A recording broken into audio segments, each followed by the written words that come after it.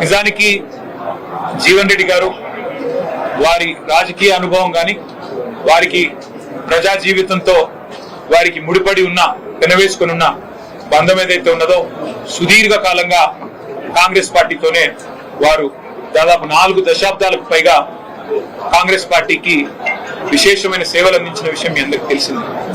మీ అందరికి తెలియని ఒక విషయం ఏమంటే 2014 మునుపు సరిగ్గా 2014 ఎలక్షన్ల కొద్దిగా ముందు తెలంగాణ రాష్ట్రం ఏర్పడ్డ తర్వాత ఫిబ్రవరి 20 నాడు బిల్లు పాస్ అయిన తర్వాత మరి ఏప్రిల్లో అనుకుంటా బహుశా ఎలక్షన్ జరిగింది. ఆ మధ్య కాలంలో అప్పుడు పెద్దలు కేసీఆర్ గారు జీవన్ రెడ్డి గారిని ఆహ్వానించారు పార్టీలో. ఆ వినోద్ కుమార్ గారి ద్వారా ఆ రోజు మరి వారిని పార్టీలోకి రావాలి, మీరు వస్తే బాగుంటది, మీలాంటి విశేషమైన అనుభవం కలిగిన నాయకులు మరి తప్పకుండా తెలంగాణలో ఉంటే బాగుంటది అని చెప్పి, తెలంగాణ ప్రభుత్వంలో కూడా మీరుంటే బాగుంటుంది అని చెప్పి కూడా ఆ రోజు వారిని ఆహ్వానించడం జరిగింది.